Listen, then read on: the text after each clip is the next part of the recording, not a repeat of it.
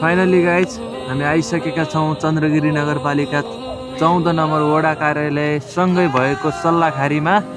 हेर्न सक्नुहुन्छ मेरो पछाडि जति पनि छ यो सबै चन्द्रगिरी नगरपालिका वडा नम्बर 14 सँगै रहेको सल्लाखारी। यहाँ मात्र रहेको छ अलि विशेष गरेर हेर्न सक्नुहुन्छ सल्लाह रहेको छ। यता चाहिँ यहाँ चन्द्रगिरी नगरपालिका नजिकै हुनेहरू, कीर्तिपुर नजिकै हुनेहरू 15 देखि 20 मिनटको दूरीमा रहेको छ। यो चाहिँ जरुर भिजिट गर्न सक्नुहुन्छ। यहाँ चाहिँ अति नै शान्त हावा लाग्ने खालको सुशान्त वातावरण रहेकोले यहाँ आउन उपयुक्त ठहरिन्छ। त्यही भएर आउन सक्नुहुन्छ, कुनै मौका मिलाएर आउन सक्नुहुन्छ।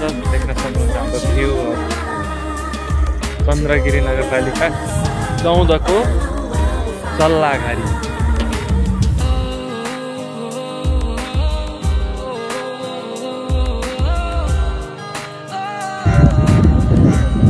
हजुर यसो हाई गरिदिनु न यता त।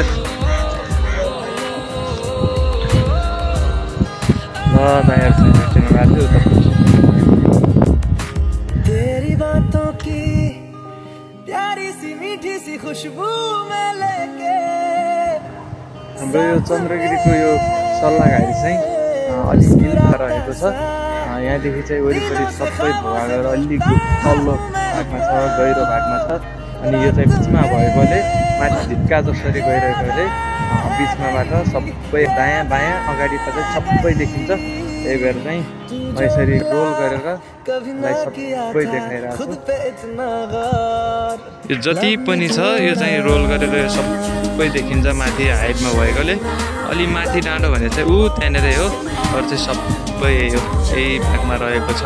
हेर्न सक्नुहुन्छ उतादेखि घाम बुरिसक्यो, अस्ताइसक्यो घाम चाहिँ। यो चाहिँ अग्लो भागमा भएकाले माथिबाट सबै जे जति छ वरिपरि रहेको काठमाडौँ भ्याली, यो चन्द्रगिरी कीर्तिपुरदेखि लिएर सबै जे पनि छ यहाँदेखि देख्न सकिन्छ।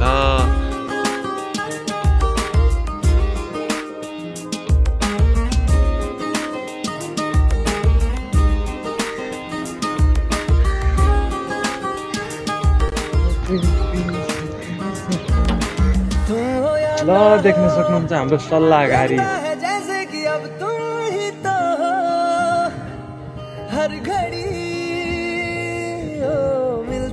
सो गाइज आशा गर्छु आजको भिडियो तपाईँहरूलाई मन परेको छ।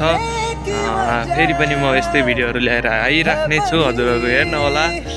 यदि अहिलेसम्म च्यानललाई सब्सक्राइब गर्नुभएको छ भने च्यानललाई सब्सक्राइब गरी एक लाइक अनि एउटा कमेन्ट, मिठो कमेन्ट छोडेर जानु होला। हामी फेरि भेट्नेछौँ अर्को भिडियोमा। आजलाई यति नै, बाई बाई।